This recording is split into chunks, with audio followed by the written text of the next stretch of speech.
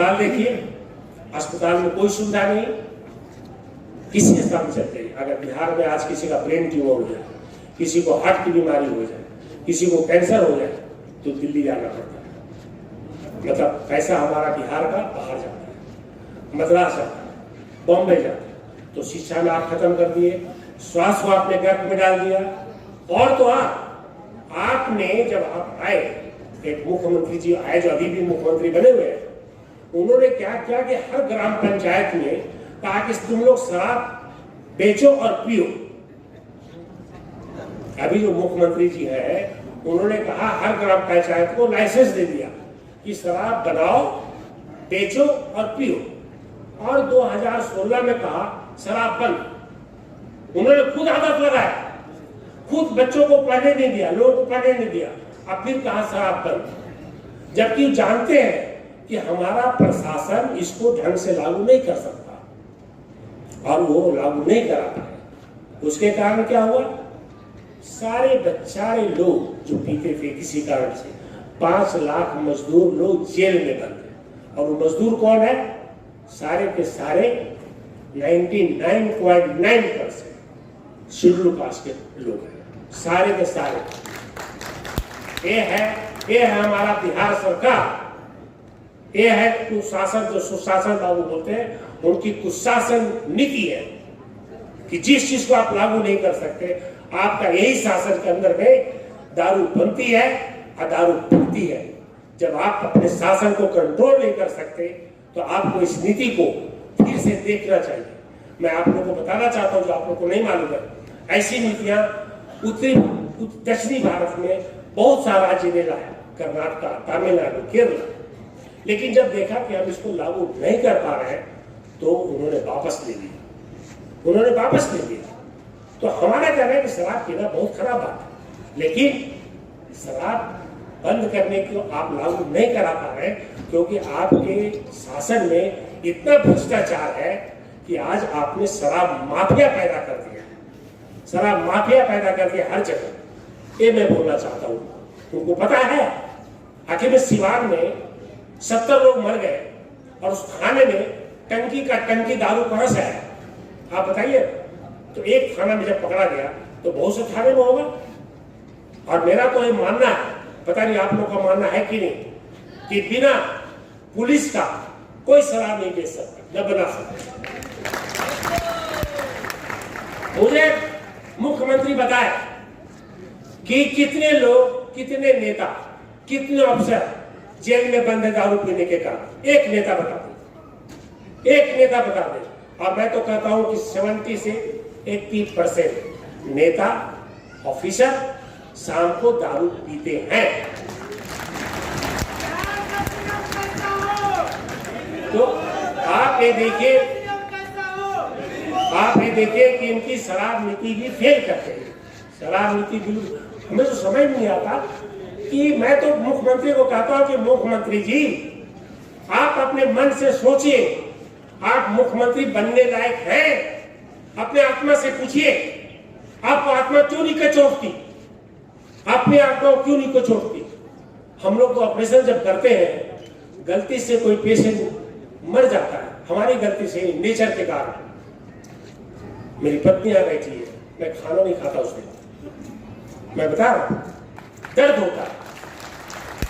जबकि मैंने अपने जानते उसको ठीक करने की कोशिश की। अरे कैसा मानव है, कैसा आदमी है कि मर जाता तो बोलता है कि शराब पिएगा तो मरेगा ही। अरे एक शब्द आप बोल देते उसके परिवार के बारे में कि मुझे अफसोस है कि इतने गरीब लोग मर गए, लेकिन आपने नहीं बोला। इसका मतलब आप में मानवता नहीं है, इसका मतलब गरीबों के प्रति आप में सोच नहीं है, गरीबों के प्रति आपको कोई ममता नहीं है, कोई दया नहीं है। या तो आप खुद नशे में हैं, जो आपको सोचने की शक्ति को खत्म कर दिया है, क्योंकि आपने ऐसा ऐसा नीति बनाया।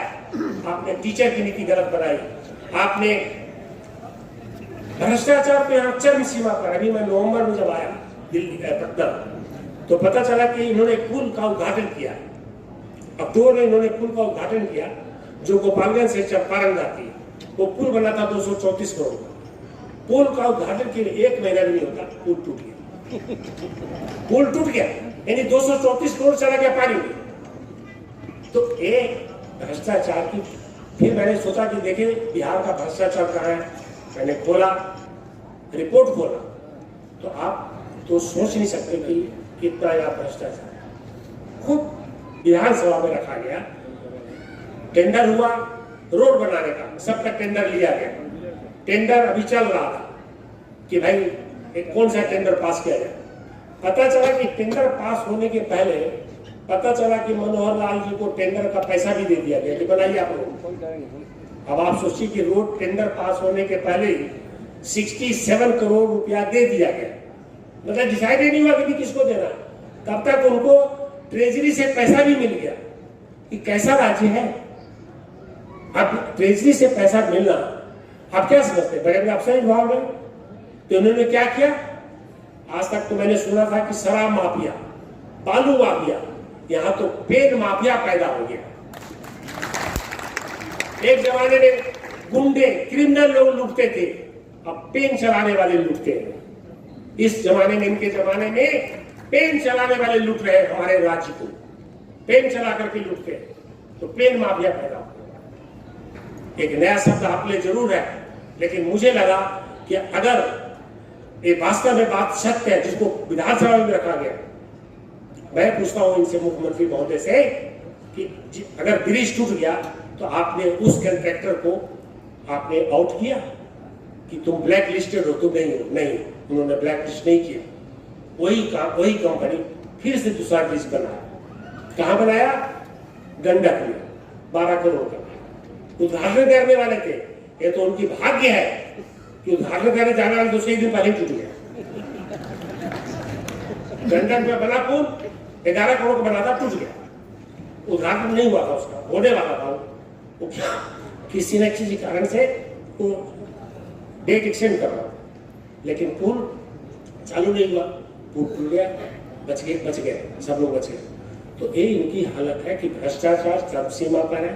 स्वास्थ्य को इन्होंने खत्म कर दिया, माफिया पैदा कर दिया, बालू माफिया, शराब, ये सब इनकी देन है, सब शासन की देन है। देखिए, मैं इसलिए बता रहा हूं, एक आदमी जो मुख्य पद पर बैठा हुआ है वो ठीक हो जाए तो मुझे नहीं लगता कि करप्शन रहेगा, करप्शन खत्म होगा। एक आदमी ठीक हो, उन्होंने अगर 18 साल काम मुख्यमंत्री रहा तो हम भी 20 साल तक एडमिनिस्ट्रेशन देखा, 10 साल एज ए डायरेक्टर जनरल, 11 साल एज ए सब डिवीजन का हेड और 8 साल एज ए डायरेक्टर जनरल। हमने भी 19-20 साल तक देखा एडमिनिस्ट्रेशन।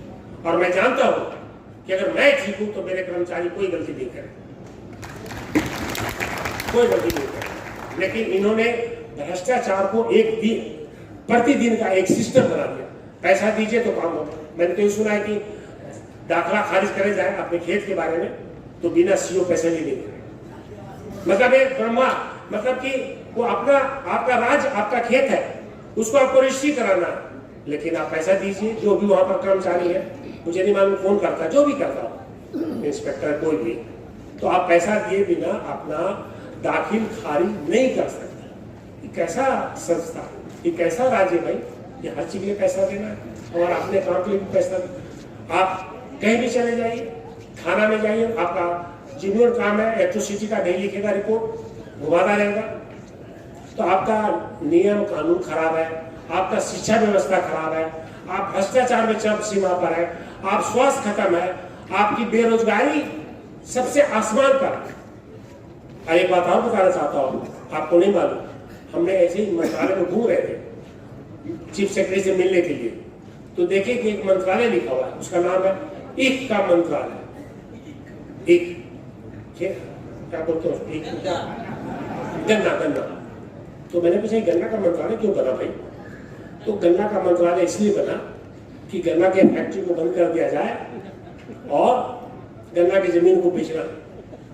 बताइए, हमारे पास गन्ने की फैक्ट्री थी भारतवर्ष में, यूपी और बिहार दो ही जगह गन्ने की फैक्ट्री थी, 27 फैक्ट्रियां थी। आज हमारे पास 11 फैक्ट्री, जूट की फैक्ट्रियां थी, इन्होंने बंद करा दी। इन्होंने कभी भी सोचा ही नहीं अभी धर्मेंद्र जी बोल रहे थे कि अब इनके पास पैसा नहीं है शेड्यूल कास्ट शेड्यूल ट्राइब की छात्रवृत्ति देने के लिए। अगर ये शराब को खाली रेगुलेट करते तो ना आदमी मरता, न इतने लोग दारू पीते, और हर साल सरकार को 11,000 से लेके 12,000 करोड़ रुपया आता और इस बिहार राज्य को सारे स्कूलों को ठीक करते। लेकिन इनकी सोच ही नहीं है, नीति नहीं है, दिमाग ही नहीं है, क्या नहीं है मैं नहीं जानता कैसे लोग इनके साथ हैं। अकबर पढ़े लिखे नहीं थे लेकिन विद्वान लोग रखते थे अपने चारों तरफ। एक आदमी, एक मीडिया ने हमसे पूछा कि भाई तेजस्वी जी तो पीएमसीएच देखते हैं जाकर के और स्वास्थ्य के प्रति बहुत समर्पित है। मैंने कहा उनको समझा दो कि पीएमसीएच जाने से स्वास्थ्य ठीक नहीं हो। अगर उनको स्वास्थ्य ठीक करना है ना तो उनको कुछ आता है और ना उनके अफसर को कुछ आता है। उनको चाहिए अच्छे अच्छे डॉक्टरों को बुलाएं और उनसे पूछे, राय ले। अकबर अपने नवरत्न से पूछता था कि हमें क्या करना है, लेकिन इन लोग तो अपने आप को डिक्टेटर समझता है कि हम बैठ गए कुर्सी पर, हम मुख्यमंत्री, हम क्यों पूछेंगे किसी से, पूछना ही नहीं चाहता किसी का राय लेना नहीं चाहता। तो इनकी स्थिति बहुत ही खराब है। मैं आपको बताना चाहता हूँ कि 2024, 2025 की बात मैं नहीं कर रहा हूँ, लेकिन बात कर रहा हूँ इन लोगों की कि इन लोग 33 साल तक हमारे बिहार को कंगाल बना दिया। बिहार सबसे गरीब राज्य है, ये बता रहा हूँ, ये भारतवर्ष का डाटा है। इन्होंने गरीब बना दिया। ये 33 साल तक आरजेडी, जेडीयू, बीजेपी अपने बड़े बड़े बात करता है ना। अरे तुम बात करता है शराबबंदी का, तुम तो उसका पार्टी था, तुमने बनाया, तुमने क्यों नहीं बंद कराया पहला का।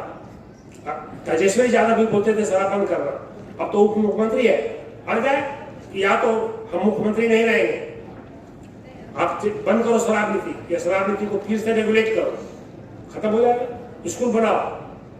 लेकिन सोचेगा क्यों, सब स्वार्थ में डूबा है। सोचता है कि पैसा कमाने जितना कमाना है, मंत्री बन गए तो पैसा कमाएंगे, पता नहीं पैसा लेके जाएगा सब लोग ऊपर में, क्या मुझे नहीं समझ में आता।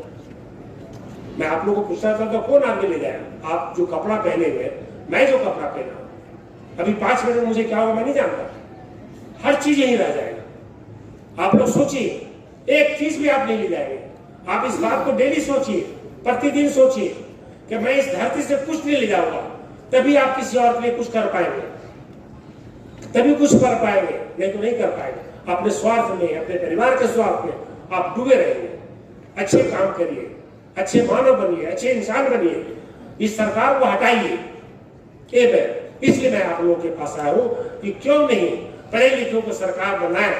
जब मैं हार्ट सर्जरी कर सकता, मैं सफदरजंग जैसा अस्पताल को एक एम्स के बराबर ला सकता, तो देखता हूं कि पॉलिटिशियन में तो अनपढ़ लोग कर लेता है, मैं तो पढ़ा लिखा लोग, तो मैं क्यों नहीं करूंगा। यही है, इसीलिए मैं आप लोगों के पास आया। और मैं चाहता हूं कि हमारे जितने नौजवान हैं, अच्छे लोग, नौजवान लोग, वो हमारे पार्टी के साथ जुड़े, जो समाज की सेवा करना चाहते हैं वो जुड़े, खुले मन से जुड़े, दिल से जुड़े, ऑनेस्टी रहे और कोशिश करें कि यहाँ से 40 का 40 सीट सामाजिक, जो हमारी पार्टी बनी है लोकतांत्रिक सामाजिक न्याय पार्टी, 40 के 40 सीटों पर जिताइए। और फिर देखिए कि आपका जगदीश प्रसाद पूरे हिंदुस्तान में क्या करता, सारे धन वापस आएंगे। और 15 लाख जो बोले हैं ना, एक एमपी ने कहा पार्लियामेंट में कि 80 लाख करोड़ खाली मंदिरों में पड़ा हुआ है, 80 लाख करोड़। तो 15 लाख बोल के गए ना। मुझे मालूम है कि मुझे कुछ नहीं चाहिए। मेरे दोनों बच्चे पढ़े, एक डॉक्टर, एक हार्ट सर्जन, एक गायनेकोलॉजिस्ट, मुझे कुछ नहीं चाहिए। और वही बेटी बाहर रहती है, एक बेटी यहाँ है जो बैठी हुई आपके साथ। तो हम जानते हैं कि जिंदगी कैसी की जाए। हमने देखा है मकई का दर्रा खा करके, हमने मरुआ का रोटी खा के पढ़ा, हमने आलू खा के ही रहा। हम लोग भाई लोग अफसर बने, आईपीएस बने, 2 भाई, एक भाई डॉक्टर बना। तो गरीब, मैं आप लोग बताना चाहता हूँ कि गरीब लोग भी बन सकता है। एक बात याद रखिए आप लोग कि हम लोग गरीब परिवार में पैदा जरूर हुए, हम लोग के लिए दरवाजा नहीं है लेकिन दीवार है।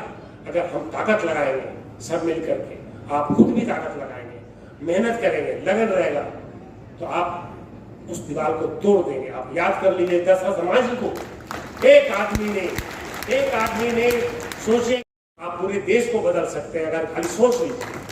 आप जहां से आए अगर कुछ बातें कहें कि भाई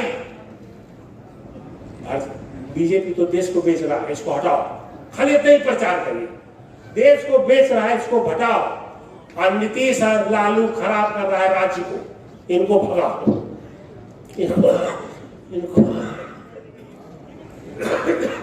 इनको भगाओ। मैं कहता हूं कि आपका बिहार राज्य बदल जाए। मैं वचन देता हूं, मुझे समय नहीं लगेगा। जो ये आदमी 33 साल में नहीं कर पाया, 1 साल में करूंगा, 1 साल में करूंगा। एक ऐसा नीति लाऊंगा कि सारे राज्य का स्कूल फ्री होगा, वो पब्लिक स्कूल हो, माउंट कार्मेल हो, सेंट जेवियर हो, हमारा सरकारी स्कूल हो, सभी स्कूल में एक तरह के अच्छे टीचर होंगे, जहां पर गरीब के बच्चे नहीं पढ़ेंगे, कलेक्टर का भी बेटा वही पढ़ेगा, एसपी का बेटा भी वही पढ़ेगा, और कोई मंत्री का बेटा भी वही पढ़ेगा। ये मेरा सपना है, ये समझ लीजिए कि मेरी जिंदगी एक ही जीता हूँ, जिंदगी मेरी एक ही है, और मैं कोशिश करूंगा कि मेरी जिंदगी में ये सपना पूरा हो जाए। मैं छोटा था तभी मैंने कहा था कि मैं हार्ट सर्जन बनूंगा, और हार्ट सर्जन बना। ये मेरी जिंदगी की ख्वाहिश है कि मेरे गरीब मजदूर के बच्चे पब्लिक स्कूल की तरह इस स्कूल में पढ़े और अफसर बने। ये मेरी बहुत बड़ी ख्वाहिश है, और इसके पूरा करने के लिए आपका सहयोग चाहिए, आपका प्यार चाहिए, और आपका साथ चाहिए। धन्यवाद।